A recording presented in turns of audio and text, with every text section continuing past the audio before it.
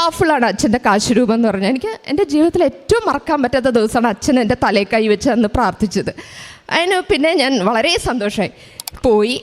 പിന്നെ എനിക്ക് എൻ്റെ ജീവിതത്തിൽ നടന്നത് അച്ഛൻ പറയുന്ന പോലെ എയർലിഫ്റ്റ്. പിന്നെ എല്ലാം പെട്ടെന്നായിരുന്നു എൻ്റെ കാര്യങ്ങൾ നടക്കുന്നത്. ഒരു 20-ാം തീയതിയൊക്കെ ആയപ്പോൾ എനിക്ക് 27th എൻ്റെ മനസ്സിലിങ്ങനെ ഒരു ഡേറ്റ് വരുന്നു. അപ്പോൾ എനിക്ക് എന്താണെന്ന് മനസ്സിലാകുന്നില്ല. 27th. അപ്പം ഞാൻ വിചാരിച്ചു ഓക്കെ PhDയുടെ തീസിസ് സബ്മിറ്റ്. അപ്പം ഞാൻ എൻ്റെ തീസിസ് സബ്മിറ്റ് ചെയ്തിട്ടില്ല കേട്ടോ. തീസിസ് സബ്മിറ്റ് ചെയ്യുന്ന ദിവസമായിരിക്കും 27th എന്ന് പറയുന്നത്.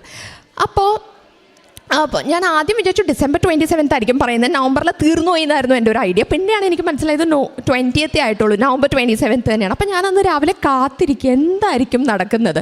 അപ്പോൾ ഈ കോളേജിൽ എനിക്ക് ഗസ്റ്റായിട്ട് ജോലി തരാഞ്ഞ ഈ കോളേജിൽ എന്നെ അവിടുത്തെ ഏറ്റവും ഒരു സീനിയർ ടീച്ചറിൻ്റെ 2-3 മിസ് കോൾ. എന്നിട്ട് ആ ടീച്ചർ എൻ്റെ അടുത്ത് പറഞ്ഞു, മേരി ഞാനൊരു വെക്കേഷന് പോവുകയാണ്, ഞാൻ ലണ്ടനിൽ പോവുകയാണ്, ആ ഒരു വേക്കൻസിയിലൊന്ന് വന്ന് പഠിപ്പിക്കണം. അപ്പോൾ ഐ വാസ് വെരി ഹാപ്പി. കാരണം ഇൻ്റർവ്യൂ നടക്കാൻ പോകുന്ന സ്ഥലത്ത് നമുക്ക് പഠിപ്പിക്കാനൊരു ഓപ്പർച്യൂണിറ്റി കിട്ടുന്നത് വളരെ നല്ലതല്ലേ. അപ്പോൾ ഞാൻ പറഞ്ഞു ഓക്കെ മിസ്സേ, ഞാൻ വന്ന് പഠിപ്പിച്ചോളാം. അങ്ങനെ ഞാൻ അവിടെ പോസ്റ്റ് ഇല്ലാത്ത ഒരു സ്ഥലത്ത് എനിക്ക് പോസ്റ്റ് ഉണ്ടാക്കി എൻ്റെ മാതാവ് ഡിപ്പാർട്ട്മെൻറ്റിൽ കൊണ്ട് ചേർക്കുകയാണ്.